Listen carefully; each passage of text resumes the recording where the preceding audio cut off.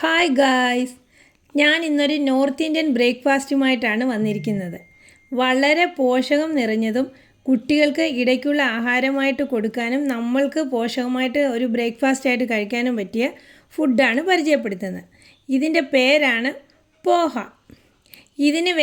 ആവശ്യത്തിന് വേണ്ട സാധനങ്ങൾ എന്താണെന്ന് വെച്ചാൽ, ഒരു ഗ്ലാസ് അവലിൻ്റെ കണക്കാണ് ഞാൻ പറയുന്നത്. ഒരു ഗ്ലാസ് വെള്ള അവിൽ, പിന്നെ കപ്പലണ്ടി ഫ്രൈ ചെയ്തത്, മല്ലിയില, വെളുത്തുള്ളി, സവാള ചോപ്പ് ചെയ്തത്, പിന്നെ കറിവേപ്പില, മഞ്ഞൾപ്പൊടി, ഉപ്പ്, ലേശം പഞ്ചസാര ടേസ്റ്റിന് മാത്രം.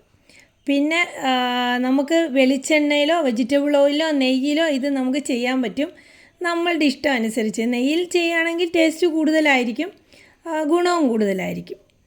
നമ്മൾ ആദ്യമായി അവൽ വെള്ളത്തിൽ കുതിർക്കാൻ വെക്കണം. വെള്ളം എല്ലാവർക്കും അറിയായിരിക്കുമല്ലോ എങ്ങനെയാണ് അവൽ കുതിർക്കുന്നതെന്ന്.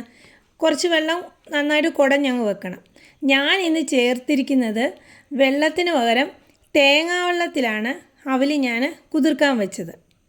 അതിനുശേഷം വെളുത്തുള്ളി ചതച്ചതും, പാനിലെ എണ്ണയാണ് ഒഴിച്ചത്, വെളിച്ചെണ്ണയാണ് ഒഴിച്ചത്. വെളുത്തുള്ളി ചതച്ചതിട്ട് അതൊന്ന് പച്ചമണം മാറി കഴിയുമ്പോഴേക്കും സവാള ചോപ്പ് ചെയ്തതും അതോടൊപ്പം തന്നെ കുറച്ച് കരിവേപ്പിലയും മല്ലിയിലയും മഞ്ഞൾപ്പൊടിയും ഇതെല്ലാം കൂടി ഒന്ന് വഴറ്റണം. അതിനുശേഷം ഓവറായിട്ട് അങ്ങ് വഴറ്റണ്ട, സവാള ഒന്ന് ജസ്റ്റ് നല്ലതായിട്ടൊന്ന് ചൂടായി വന്നാലും മതി. അതിനുശേഷം നമ്മൾ കുതിർത്ത് വെച്ച അവിലിടുക, ആവശ്യത്തിന് ഉപ്പിടുക.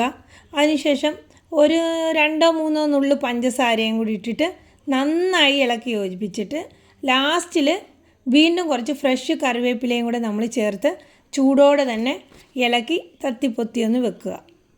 അപ്പോൾ നമ്മളുടെ പോഹ റെഡി. അപ്പോൾ കപ്പലണ്ടി ഇടുന്ന കാര്യം ആരും മറക്കണ്ട.